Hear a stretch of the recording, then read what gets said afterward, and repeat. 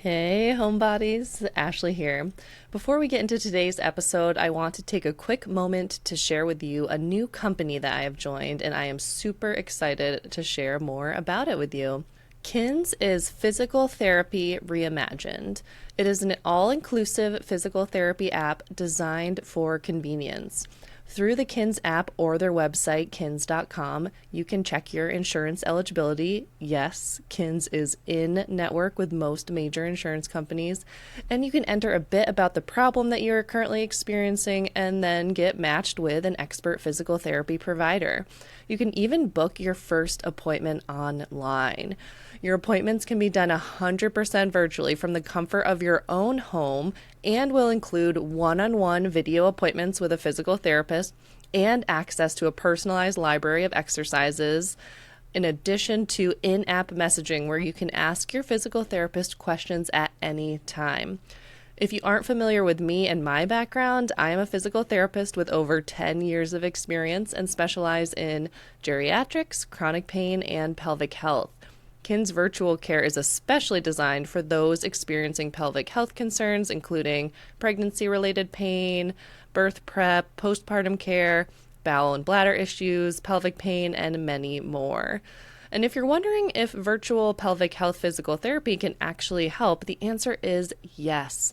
Recent research has shown that virtual care for pelvic health can be just as effective as in-person care for a variety of conditions. And if you end up needing a referral for an in-person provider, we are happy to help you out with that. If you live anywhere in Massachusetts, you can ask for me, Ashley Drake, and a KINS representative will set you up with an initial visit where we will do a deep dive into your story, your medical background, and then we will come up with a treatment plan that works for you. Hope to see you there. Now on to the episode.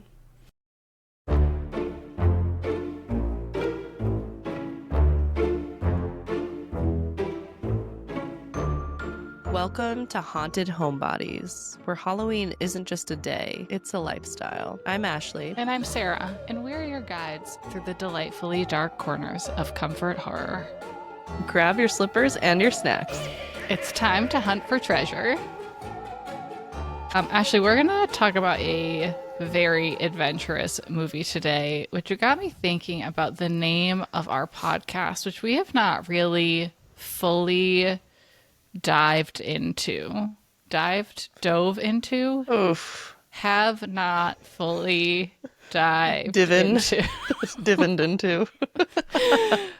Anyway, we're called the Haunted Homebodies, and I feel like the haunted part, you guys get the vibe, but the homebodies, we haven't really discussed that part of our personalities yet. No, it's true. Do you think you've always identified as a homebody? 'Cause I don't know if I always saw you as one. I don't think you really were growing up. No, I was like desperate to have plans all the time, every weekend, through grad school-ish age, and then like a switch flipped. This is going to be a long episode. It's going to be a struggle. Oh, yeah. I feel as though I spent the majority of my life's supply of social and adventure energy early on in my life. And now I love my home. I love what I can do in my home. I love being at home. Do you think that's from owning a home, or do you think that's just like a thing that has changed as you've gotten older? Oh no, I became a homebody a solid decade before I owned a home.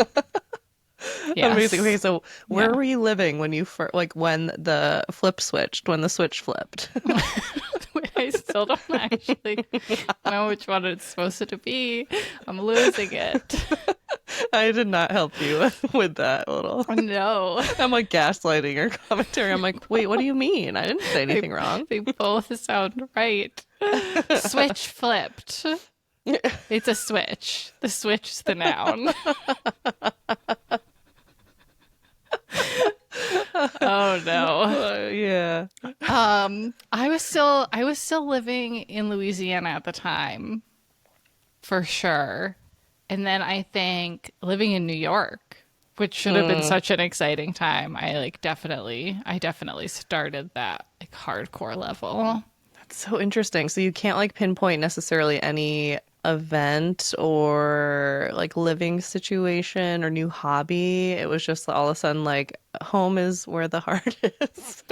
It very well could have been starting to work full time for the first time and being exhausted. And I worked in recruiting, so like my whole job was constantly talking to people. That could have been it. Yeah. Now that I think about it. Do you think you're a homebody or like are you just tired? Actually, there are so many questions about my life that I would like to reflect on through that lens. Are you just burnt out? Yes, Are we gonna have probably. to like you'll take like a couple months off work and then you're just like we have to change the name of the podcast. It'll change my life. That's possible. But like I love my garden. I love Yeah. my cats. I love cooking. Like I genuinely like enjoy the act of cooking. I mean, I outside of being social with people, which like I do still enjoy sometimes. I don't think there's anything outside of the house that like I just feel that drawn to. That's not true. I'm going to cut some of this. I'm just going to be like, who did I marry? Like I like hiking and stuff. I get out of the house. Anyway, Well, I mean, it's not about like being a homebody isn't that like you're a hermit and that you don't leave your home, right? It's yeah. the appreciation and the comfort of being home. And I think it's not just the personality. Like I'm definitely, I would say a little more introverted than you, and I've always been a bit more of a homebody and a bit of a loner. But it's, I don't know. I think it's more of like a lifestyle, a vibe, and then totally just a like Yeah. I don't want to go out and like be with the people. It's just about that like cozy movie night in and having friends over your house, hosting a dinner Yeah. party. It's not necessarily antisocial. It's just like nesting. It's like about nesting for me, I think. That is such a good point. Having people over to my house is my favorite social activity. And actually, when I was living in Louisiana with my friend Zach, we had this house and it was like the place that our friends gathered. And I remember knowing then that like that was very special. Like at one point, like people would just come over without even telling us, which I know sounds like a nightmare, but like within this particular group of friends, it was so lovely to have that. I miss that. Oh, that's so cute. That's like Friends. Like you were Monica's apartment, Exactly. and it was like probably Yes. occasionally invasive, but mostly just like really warm, cozy, family-like. I'm just thinking of the actual show Friends, where just like Joey will be there, like eating their like rotisserie chicken. And they're like, it's 11 p.m. Like, get out of our home. My friends were more considerate than that, thankfully. Yes, Fair this enough. was always a delight. Yeah. Always. And you Yeah. are an incredible host. I think like that Thank is you. one of your I almost said finer qualities, but then I was like, wait, is that like one of your finer qualities? I think that's fair to say. You have a lot I of would great love qualities, that. which is why I hesitate, but you have this like lovely maternal energy. Like I feel like you're the mom of the friend group a lot. Like you're just kind of like Cute. nurturing everyone, taking care of everyone, making sure that they have like a fun drink and a snack and a cozy blanket. And like you are just like the goddess of haunted homebodies. Well, thank you so much. And let me say, you were an excellent guest, and it made it so easy to be a good host. You were Oh you my were a goodness. delight. I am, I think, a pretty good guest. Host, I struggle with more. I am like the baby. I'm like the baby of the group where I'm like, drive me here and bring me to the McDonald's drive-through and buy me a French fry. Don't make me order. You have to order for me. Can you come tuck me in? I've never made you tuck I'm me here in, for but it. No, but I did pick like all of our restaurants on our road trip. This is true. No. you were like, how can I help you? And I was like, don't Just have me make a single decision. That was just because you Please. were tired. You had weeks of having to make those I decisions don't on your like making own. decisions either, though. That's not my strong suit. Like, my favorite kind of friend is like a decisive person who is like, I want what I want and this is it. And I'm just like, sure. Like, I'm the go with the flow gal. The first time I heard the term decision fatigue Ugh, yeah. blew my mind. Yeah. Yeah. Yeah. And vulnerability fatigue. Maybe we are just Oh, tired. Remember, I was telling you about vulnerability fatigue the other day because I just was like, oh, I'm just yes. like this podcast. I'm being vulnerable. I just had to like quit my new business and being vulnerable, making this big career pivot, being vulnerable. And I'm just like, I have frizzy hair, being vulnerable. It's a lot. It It is is a a lot. lot. It Yeah. is a lot. Like, we're just tired. We are the haunted, tired homebodies. Oh We're gosh. haunted by tiredness, Haunted by exhaustion. chronic fatigue syndrome. Yeah. It's a clinical condition. I have it. Okay, folks. Oh no. Oh no. We're trying our best here. So, Ashley, what was your obsessed with ancient Egypt phase like as a child? I'm assuming that you had one because I'm pretty sure we all had one at some point. Okay, so I'm pretty sure that it was like why I took Latin as a course. Interesting. I'm not sure though. Like I think it wasn't just ancient Egyptian, it was like mythology in general, like Greek and Roman mythology. And so I think somewhere I was planning on going to medical school, did not follow through with that, thank God. But I'd Yeah. also heard somewhere that like, oh, like if you take Latin, it will help you with medical terminology. Kind of true. But like also, did you take Latin? I did not. I took Okay. Spanish. Right. Okay. I was like, I Yeah. like spiritually, you were there with me watching The Gladiator in Latin, but I guess you I weren't really there. appreciate that. Oh my gosh, we watched The Gladiator in Latin class. I had never seen it, and I cried. I cried at the end of the movie. It's It's really such a fair. tragic ending, and I was like, I'm crying at school. I'm crying in high school. This is happening. Like, what do I do? Like, we're like now I'm just, I cry all the time, but in high Yeah. school, you're like, this is not okay. That's not the setting. It's not the vibe. Gladiator, I mean, it's devastating. That's really fair.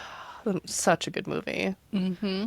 I love that movie. But yeah, I don't know. Tell me about you're obsessed with ancient Egypt phase. I don't even remember like that many details. I just remember like we covered it in school, like maybe it was like end of elementary school or maybe it was middle school.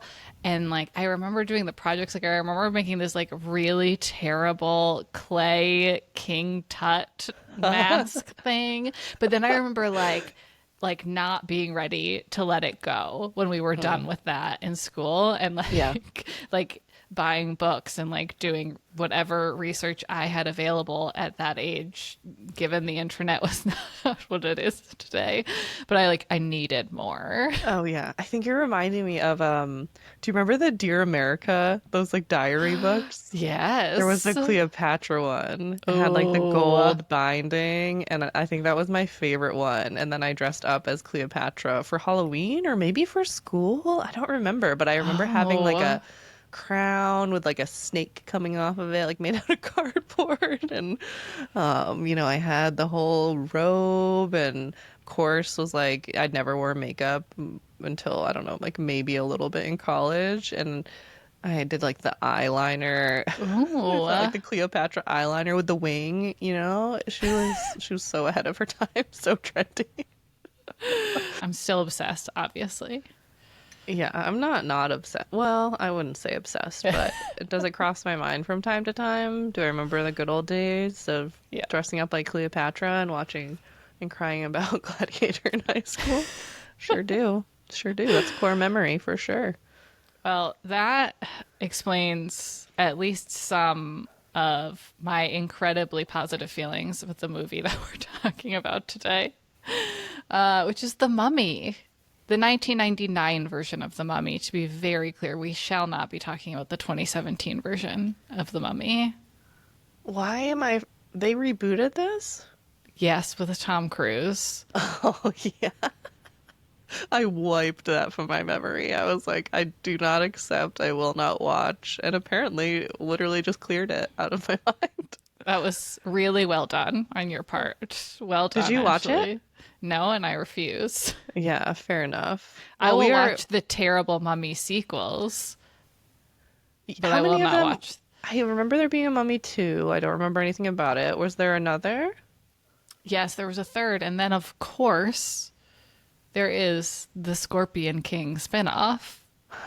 Well, that is a whole nother story. And you know that you love the Mummy. I used to love the Mummy. I'm a little bit lukewarm on it, but the Scorpion King legit was like maybe my favorite movie growing up. It's so I embarrassing. had a feeling. I mean, okay, it Wait, why? was Why did you have a feeling? it's The Rock. Yeah, So, okay. and Yeah, The that's pretty Mummy much why. 2 Yeah. was his first movie. That was his Yeah. first ever movie in which he played the Scorpion King, and Right. then moved That's on. right. Okay. They introduce him in that, but it's kind of like a lore or like backstory to something, right? And then he Yeah, has his whole story in The Scorpion King. exactly. Which have you watched that recently? Yes. We watched it like during COVID. That was a trip. Yes. Did I enjoy it? Oh, you're gonna be so mad. I enjoyed it more than I enjoyed The Mummy, rewatching The Mummy. I accept that. That's okay. Okay. It's so dumb. No. So dumb. So I think it's really funny. And it's not the supposed to be, but I love it. the way I described it to Evan when we rewatched it a few years ago was that it was very clearly a movie made with one purpose. And that purpose was to have a professional wrestler star in a movie. Yes. Yes. I don't know. I really don't have any like critical feedback or anything else to say about it. Like we've got to end it there. Okay, let's move on to the topic at hand, and we'll move quickly through because we have some goofy stuff to talk about. Oh, for sure. Okay, so The Mummy, the correct version, was released on May 4th, 1999, which means this is releasing right around the time of its 26th anniversary, 1999. Phenomenal year for movies, by the way. Good year, good year. Great year. Maybe the best of our lives. We can get into that some other day. Yeah. It's rated a 7.1 out of 10 on IMDb, a 62% on Rotten Tomatoes, but 89% of Google users liked it. Obviously. That's a lot. That's a lot of Google users. It is. I could not find this streaming on any of the regular services except to rent. Yeah, I had to rent it. This is my Yeah. first rental of Haunted Homebodies. Yeah. So, worth it, but, You don't own just it. be Wait, ready for you that. don't really own any movies right anymore, right? I don't have a DVD player in my home. I'm a big physical media gal. I'm actually in the market for a VHS player and did just purchase my first VHS ever. Can you guess what it is? Is it Scream? No.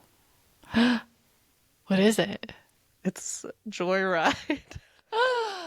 Oh my gosh, that's so exciting. Oh no, so hopefully I can find a VHS player in time for our episode 9, which will be coming out in a month. Do I need to buy a plane ticket to Maine for like 2 weeks from now to watch that with you on VHS? Like on my like 70-inch flat screen with this like tiny crackly. I feel like I need to buy like a teeny like miniature old TV just to like fully embrace the experience, you know? That is possible. Like I want to not be able to really see it. Like I want the opposite of HD. Like I want like grainy, gritty, like skippy, you know? I want it You all. want to feel the movie the way we used to. I do. Right? It's gonna be so nostalgic. I'll FaceTime you when I'm setting it up at Please. least. You know, Please just so do. you can see like me put the VHS into the slot. And this also needs to be a whole reel that you make, by the way. Oh, I should. Yeah. Yeah. Yeah. Yeah. And And everyone at the end, everyone's gonna be like, Joyride? Really? That was what it was I for. feel like more people are going to be like, yes, Joyride. Like I think people respect Joyride. I think in general Okay. it's a like underrated gem in the horror community. Like people aren't being like, "Oh, this is the greatest movie ever," but there are people who are saying like, "Why aren't we talking about this more and appreciating this more?" Well, And like, is it just me? buckle Is it up. is this like the reel where that like the camera reverses and you're just like, "Oh, it's just me saying this." But no, I did read that somewhere, so at least one other person feels that way, Fantastic. right? I can't wait for that experience for you on VHS. You Oh, better it's gonna be FaceTime great. me. So you had to rent this movie, I did. and it's not a current favorite of yours. It's not. You know, I would have said pretty easily that this was in like my top rotation as like a preteen, teen, and then sometimes it just like drifted off my radar. You know how movies do, and you just like remember them fondly, but you don't really watch them. And Yeah. then rewatching this movie, I was like, it's just too much. Like, I think the problem I have with it, and it's totally a personal preference thing, I think it's a really fun movie. Um, I really like it in many ways, but it's too much action. Like, I find it very overstimulating. I can't do that, like, constant action. What's So another word for action? I did find myself in this rewatch just like tuning out for those pieces, which is great for a comfort watch. Because Yeah. I was like, I don't need to care about what's happening in the plot. There's Yeah. nothing interesting. You guys shoot at each other for a while, and I'll be right back. That's true. That's fair. That's fair. I just like would need to put it on mute next time. Too noisy. I will respect it. I will respect it. Thank you. And That's very big of you. so I sense a really interesting theme amongst all of the movies that we have watched so far, which is that they are all multi-genre, all like very clearly multi-genre. And this is absolutely no exception to that rule. I'm going to say maybe it has fewer genres than Practical Magic, only because it's a really high That's all bar. of them. Yeah, yeah. But one review wrote that it is a perfect blend of action, adventure, romance, horror, and comedy, which is a lot for one movie. Yeah, I don't disagree that it has all of those elements. Elements. I don't disagree that it has all of those elements, at least to some degree. And Yeah. that does make it a fun little romp. But I think that also maybe does overwhelm me because like Practical Magic, I'm just like I just need a minute to gather myself. What am I supposed to feel? Yeah, it maybe makes you make that decision for yourself, and decision fatigue, man. It's true. So this was originally going to be like more of a horror film. It was originally set out to be a reboot-ish of the 1932 Boris Karloff mummy movie, which is like a man. classic horror film. And George A. Romero, who directed Night of the Living Dead, was originally attached to direct. Oh, why didn't this happen? I had no idea. This would have been incredible. I know you're All right. very satisfied with the end product, but I really want this to happen. So, skipping to present day, a mummy reboot of some sort is happening with a horror director attached, Lee Cronin, who is involved with one of the Evil Dead movies Okay. at some point. Okay. So your wish may be coming true. Okay, now that my wish is coming true. I'm a little scared.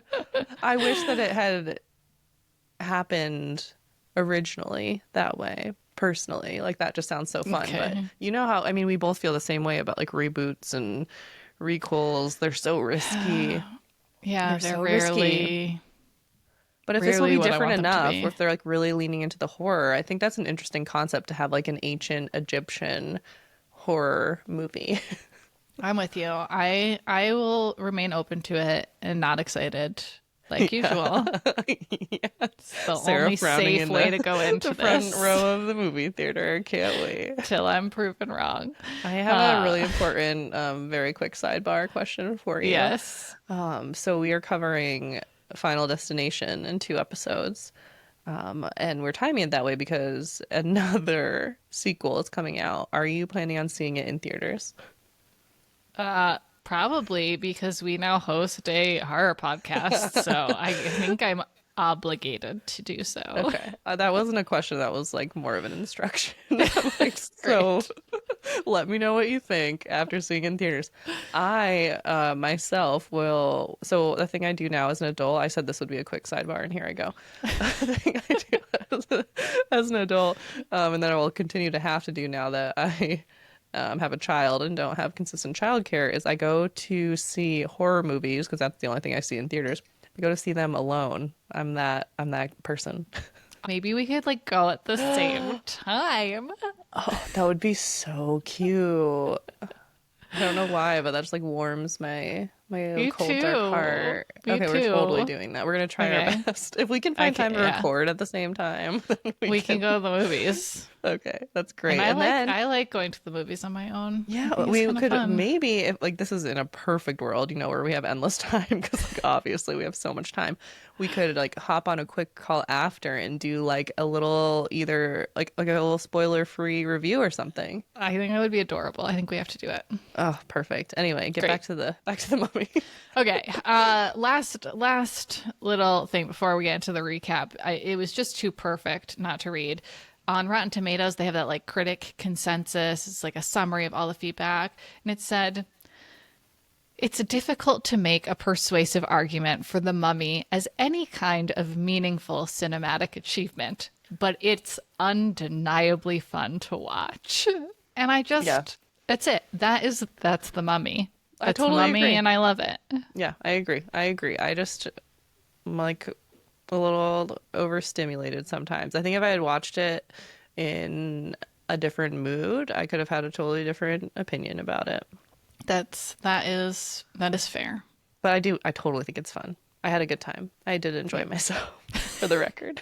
Glad. I'm glad. I did not put a single movie on our list of like over 100 movies for us to recap on this podcast that I did not like to some degree. Like we are not going to be talking about anything that we truly dislike. No, that would be miserable. That's not what Right? we're about here. No. If we rewatch something and we're like, that was terrible, then we're just not going to talk about it. I think so.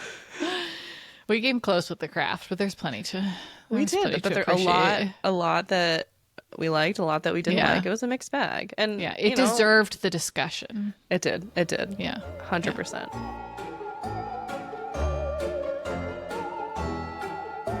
All right, so why don't you recap this movie for us? And we're going to fly through this because you know what?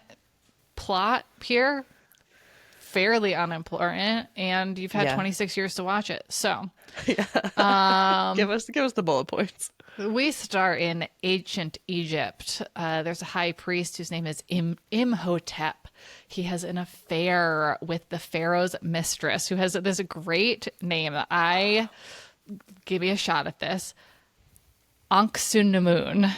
I That's feel not like they say quite like how they say it. Anoxunamoon. It's always right how it's spelled. It's like missing Right? a syllable. They say Anoxunamun is how they say Yeah, it. they always are like. Anoxunamun. I thought her name was like Cinnamon Moon or something growing up. I remember thinking she was like the most beautiful, perfect person and was named after the moon. And I was like, she is the coolest That's woman fair. on earth. She is the most beautiful, perfect woman. So whether or not she's named after the moon, she's a pretty great, and she's a badass. Yeah. So anyway, the affair is discovered. She kills herself, and the whole plan was for Imhotep to resurrect her using the Book of the Dead, but he's stopped before completing the ritual.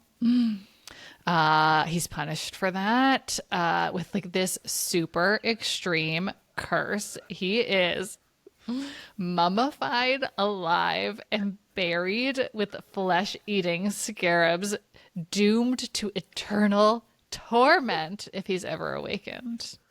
That is dramatic. the most horrific thing on like our horror podcast that's ever happened. Like, Truly. And this Disgusting. movie is like more of a comedy than anything else, and horrifying. We're going to come back to those scarabs. All right. So then we jump to what is the present day of the movie, which is actually the 1920s. Although, let me tell you how many people on the internet are like, it took me years to realize that that did not take place in actual present day. I had no idea. I learned that just now. 1920s. Okay, sure. So, Sure. there's a former soldier slash adventurer. Like, this guy is just out there for a good time, which he like literally says. His name is Rick O'Connell, and he is played by the truly amazing Brendan Fraser in his prime. Love him. He's like trying to find some treasure. He tries to get into the city called Hamunaptra. I think I got that one. But there are these people who are guarding it because that's where Imhotep was buried. They don't want him awakened. So he like survives that, but then gets locked up. Meanwhile, we meet Evelyn, Evie, and her brother. Evelyn is played by Rachel Weisz, a very young Rachel Weisz, with really amazing 1990s pencil thin eyebrows, which apparently were all the rage in the 1920s. It's so true. I did know that. See where the confusion is. There you go. Yeah. So she's a librarian. Her brother and her are just like rich, and they've got family who, you know, support archaeology adventures or something. So they convince Rick to guide them to Hamunaptra, which is called the Lost City of the Dead, because she finds a map and they want to see what's there. And she's trying to prove herself as this like plucky librarian. So then there's also these really annoying Americans, classic, who are kind of like they're competing treasure hunters. And, you know, there's banter, there's competition, there's a race through the desert on horses and camels.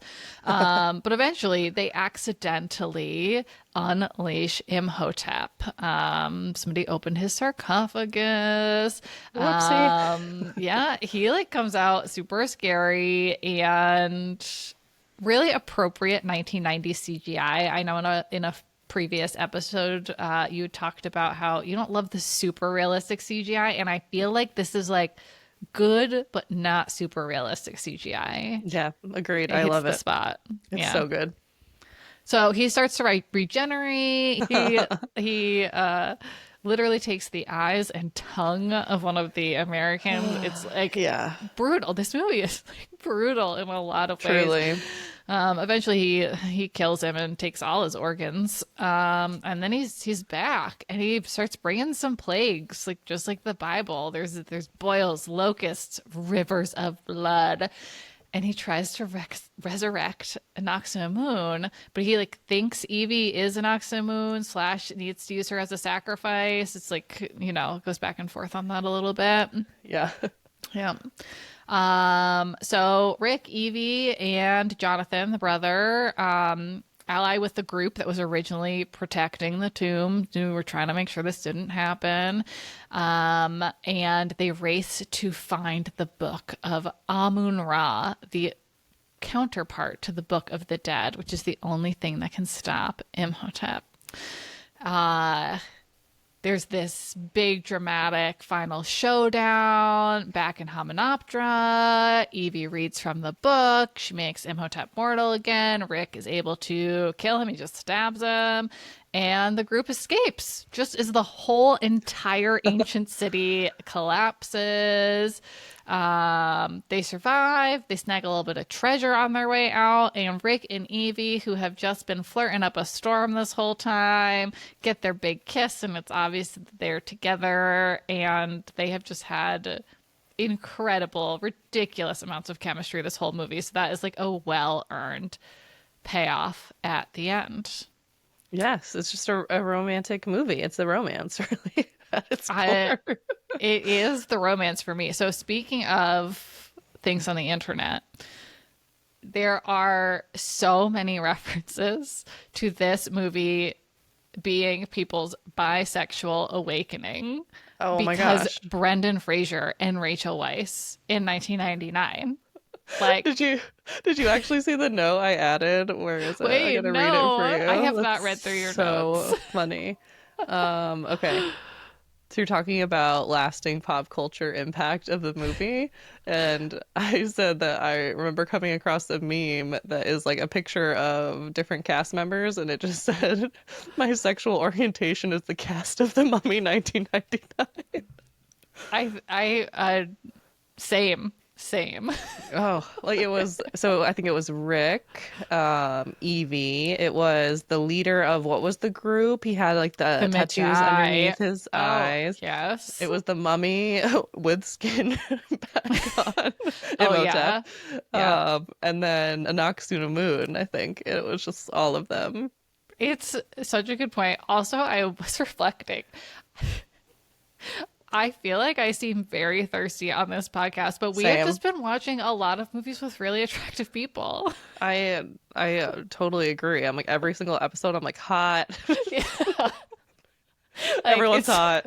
I'm yeah. like, this isn't really either of our personality. No, it's like it's really not. Funny. But you know what? Like these all go back to previous years of our lives too, when like I think, you know, we were a little boy crazy and Totally. like it was we were, you know, had We were like posters on our awkward walls 13-year-olds, and we're just like exactly. watching all these like hot people do hot things. And we're Yeah. just like, this It is brings great. us It just back. it sticks with you, you know? It gets Yeah. in your bones. Yes, it really does. Well, I love that. That is such an accurate assessment of this movie. Yeah, I haven't seen It's anyone perfect. discredit No. that, being like, yeah, How- they're fine. How could you argue with it? Right? Okay, well, you know, we talked about how many genres this movie covers. Were there any parts that you found that were actually scary or like truly horror-like? Okay, well, horrified. I was horrified by this moment. And it's so dumb, but I have to tell you, I don't know why this bothered me so much, but when they originally find the key that has the map to this long lost treasure, they're just like grabbing it with their grubby little paws. They are just like, it's like an ancient artifact to treasure. And then whoever doofus Evie's boss, whoever he was, ends up like it catches on fire. Like it is, we are mistreating artifacts, and I am upset. I don't know why. You know, my sister-in-law is an archaeologist, and I should ask her opinion on this movie. Like, shouldn't they have at least been wearing gloves? Something. Yes. Anyway, but no, I did find you discussed in the plot a couple of moments that were truly horrifying. Like the whole scene where Imhotep is consumed by the scarabs, and then his priests are mummified alive. I was convinced that this was just like happening all over ancient Egypt. They were just mummifying everybody. Like that was how you were killed. That is a horrifying. Now, what I was convinced by was that these scarabs actually behaved like they show in the movie, and they like Right. crawl under people's skin. Like for years and years, I thought that was real life, and like if you came upon them, that was a possibility. Yeah, they like don't even look like they do in the movie. They're just dung beetles who just like hang out and poop. I know, and like I it. actually think dung beetles are adorable. Have you seen them in the nature shows where they're just like rolling giant pieces of poop along? It's so cute. No, I have not, Sarah. But thank you for that imagery. The other moment that you did touch on that I thought was absolutely horrifying, and I can't believe we watched this as actual children, was the poor man who he falls and he drops his glasses. This is like Velma and Scooby-Doo, always dropping your glasses and then being like, help me, I can't find my glasses. And then stupid Benny steps on them and crushes them. And then the guy is literally stumbling around, can't see, and keeps saying, who's there? Who's there? Oh. Right before, oh yeah, right. He obviously didn't watch Scream. Right before getting his eyes and tongue taken out. And then he's just wandering about. He's somehow not bleeding out because there's some sort of like sorcery going on. But oh, grotesque. Well, that may really color your response to this next question, but is the mummy like totally a villain? We talk about this a lot. Like, where do we draw the line? He's got a pretty dark backstory. Is Yeah, he a for sure. villain? Growing up, I thought 1,000% yes. Like, through and through. There was nothing redeeming about him. Now I would love like a Mummy prequel or just like more of a prologue. Like, what's his story? Was the pharaoh a good guy? Was he like leading ancient Egypt to great times, or was he like an evil dictator who, was doing terrible things? Like, I need to know more before I can decide. Yeah. I mean, I think it's insinuated that like Anck-su-namun does not want to be with the pharaoh, but she doesn't have a Totally. choice. Right? Which Which, is that? yeah, seems like very pharaoh-like. So, Yeah. but yeah, no, I didn't get a good vibe from the pharaoh. I wasn't like rooting for him. I didn't really feel bad when he died. Yeah. Yeah. Well, and then I guess like here's the thing. Imhotep was cursed to like literally bring about these plagues if he was ever awakened. So like maybe it wasn't True. really his choice. I don't know. He seemed to be having a good time though. I mean, I will agree. say, He really leans in. I will, right. I will say, I think there is one true villain of the movie. Tell us, Ashley. Benny. But he's the worst. Awful. Awful. Just across the board. Just disappointing little weenie throughout the entire film. Weenie is perfect. He's He is so such a annoying. weenie. Ugh, he's the worst. Nothing Yeah. redeeming about him. No. No, No. nothing. Bye, Benny. Yeah. Bye. R.I.P. All He almost right. got squished. Really, really important question for you. Yeah. Who is the best character and why is it Winston Havelock, who, to remind our listeners, is the retired, like, army general who we meet when he's like super drunk, but like hilariously drunk. Yeah. Like he's obviously, and he's just trying to relive the good old days. And like, he just wants one more adventure. And you know what? He gets that adventure, man. And he is up for the task. Very cute. I think it's his whole look. It's like the goggles, the round goggles and the cap, and he's just like kind of jolly. He's like the the Santa Claus of the mustache. movie. Yeah. He's Yeah. adorable. But Yeah. I didn't know who that was when you listed in the notes. And in my head, I assumed that it was Evie's brother, Jonathan, because I kind of loved him and He is I love a great. goober. He's the Yeah. Dewey of this movie for sure. Yeah. Yeah. Not Fair as good as point. Dewey. He's not as charming, but I love a goober. What can I say? And honestly, Jonathan's little missteps through the movie move the plot forward on so many occasions. Like he is the most successful klutz of all time, I think. Yeah, yeah. No, it really does work out. But we've already talked about it a little bit, but I do just love Brendan Fraser.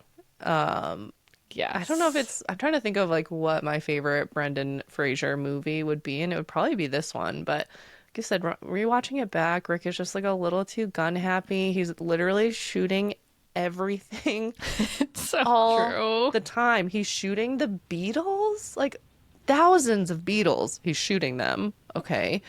He's shooting the undead.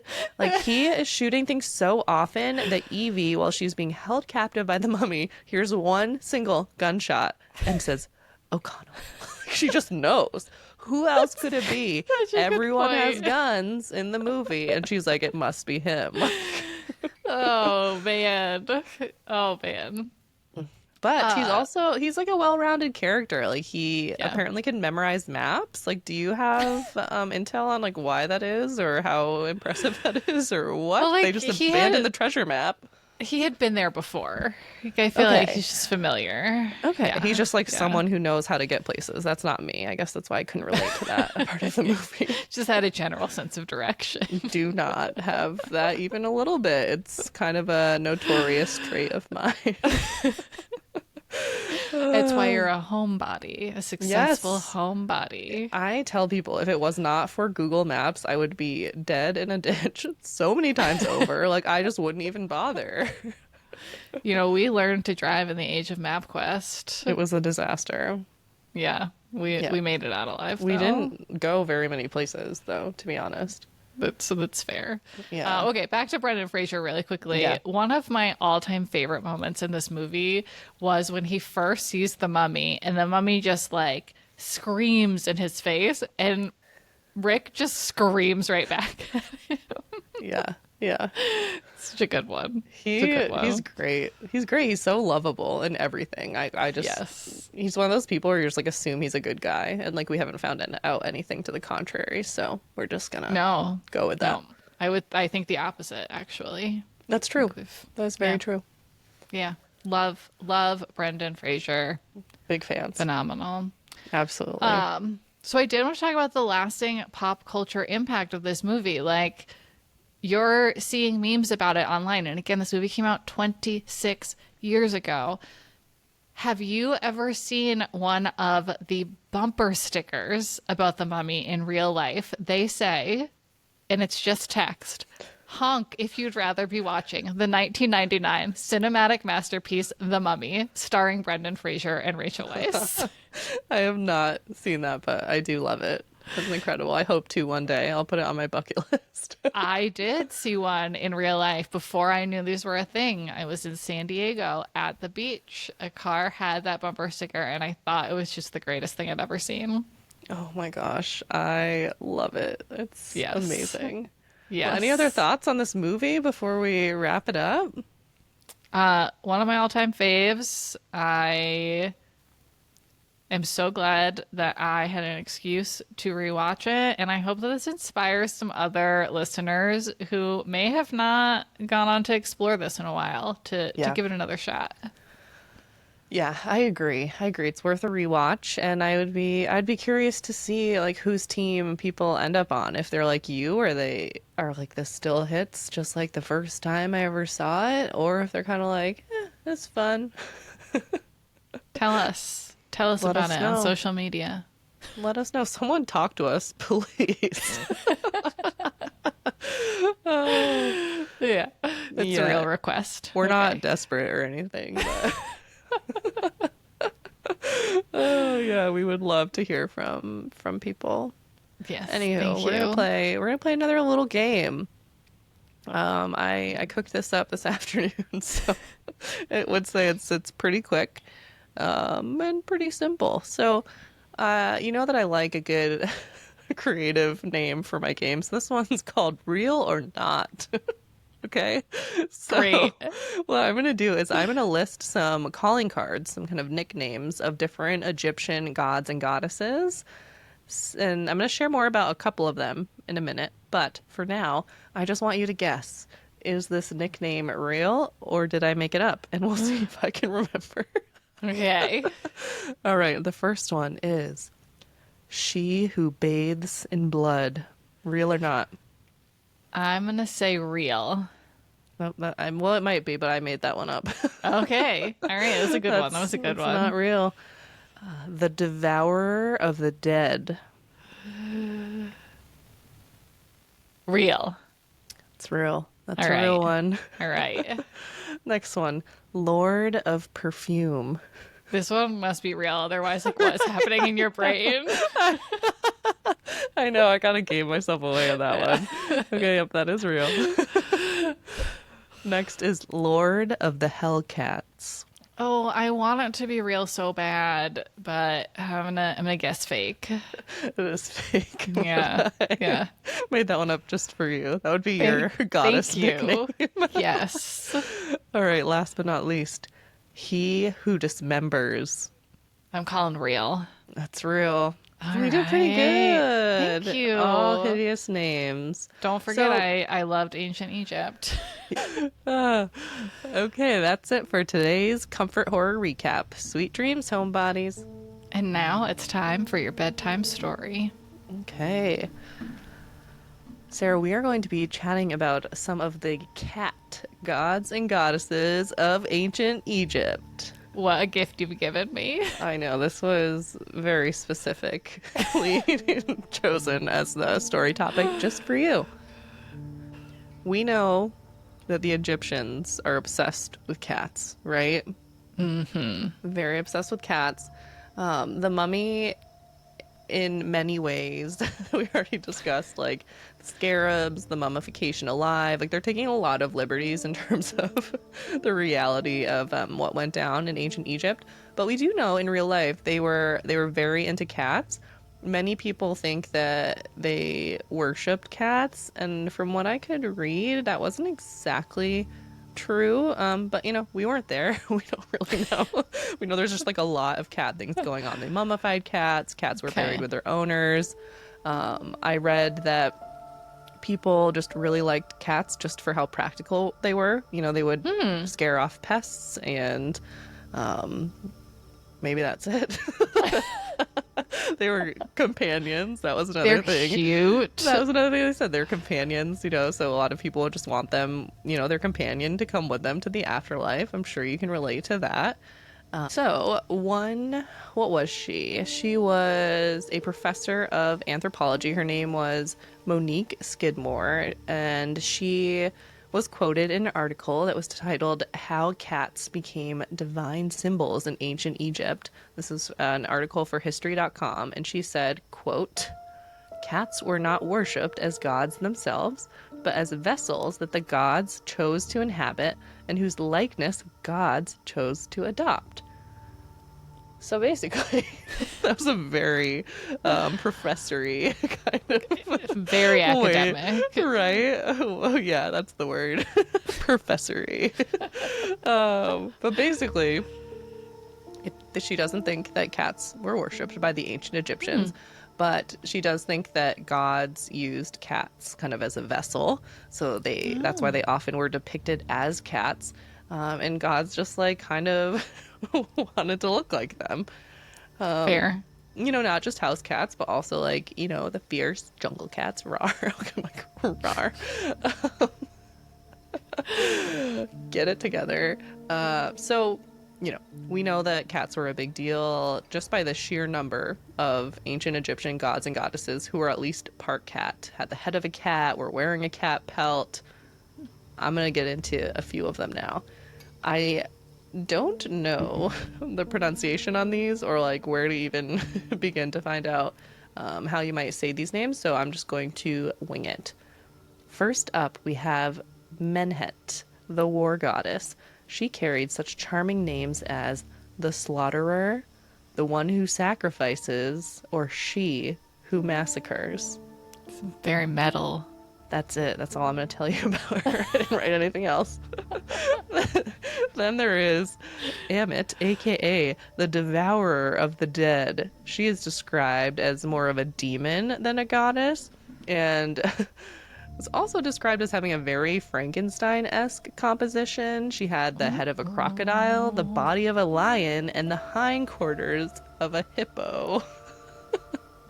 She sounds adorable. Right? Cutie patootie.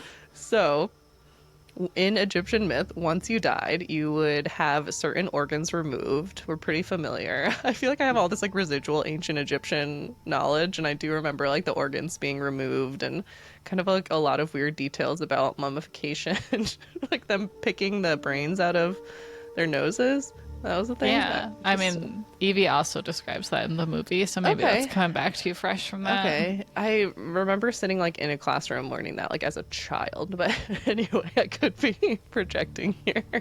So you have your organs removed, and in order to gain entrance to the underworld, if Amit did not find your goods satisfactory, so she's like, you're like trying to get in, here's my heart, and Amit will test it out. And she, if she didn't like it, she would just like devour your entire heart. And if you didn't bring that with you to the afterlife, then you just like had to wander about for all eternity, just somewhere out in the abyss. Okay. Yeah, so she was kind of tough, little demon cat, hippo, that crocodile. Next, we have Paquette, who was depicted as either a lion or a caracal. Is that how you say that? No idea. Caracal? It's a little cat thing out in the jungle. Out in the jungle. They are pretty cute, I think. She was associated with hunting, and she was known to wander through the darkness searching for her next victim to consume. I don't know what else she did, but really intense. Yeah, I think well, I mean, I picked them out particularly because, I mean, gods and goddesses are generally like killing and eating each other and us, but yeah, I didn't have to like look far, but yes, I did try to pick out like horror cats, horror cat demon ladies and men, a couple men. Our last one is named Shezmu, which I always think of Shamu. I don't know. Obviously. Shezmu, the god of execution, slaughter, blood, and some other less terrifying things like wine, oils, and some sort of large Egyptian clothing press. I'm not really sure. Shezmu, of course, had some other nicknames like the Lord of Blood, the Slaughterer of Souls, Butcher of the Gods, and Shezmu is the one who is he who dismembers. Like, what a wild Those do not fit the vibe of Shezmu. Shezmu. And Slaughterer of Souls, like, very different. Agreed. So let me tell you a little bit more about Shezmu, because this, of all of them, was the one that I was the most fascinated by. So he was described as having the head of a lion, and his likeness was frequently carved into the walls of perfumeries. He was like a perfume god. Sure. So, yeah, right? So clearly Shezmu was complex. He wasn't all blood and guts. He was kind of one of these like Jekyll Hyde, Smeagol Gollum kind of Sure. characters. He had range, Yeah. okay? So he, in my opinion, was also an early horror icon. He was known to walk around with a butcher knife in each hand. There's like pictures of this. And these knives weren't just for show. He wasn't just trying to scare you. He would use them literally to dismember anyone who wronged him, okay? Dismember. He who dismembers. Let's remember that nickname. The original slasher. Totally. And when he wasn't using his butcher knives, he would just rip your head off with his bare hands, because he was so buff. He would put your puny little head into his little clothing press, squeeze out your juice, for a little drinky drink for later. That's Sorry about that. incredible. Okay, that's it for today's episode. You're welcome. Well, on that incredibly graphic note, Yeah. what are we talking about next week? Sara, next week's episode will be creepy and kooky. We are talking about the Addams Family. Thank you so much for listening to today's podcast. If you're a new listener, welcome to the Homebodies. And if you're back again for another slumber party, we're so glad to have you. If you haven't already, please take a quick minute to leave us a review and follow us wherever you listen to podcasts. And also follow us on our haunted social channels. You can find us at Haunted Homebodies Pod. Until next time, and remember, when in doubt, just stay home.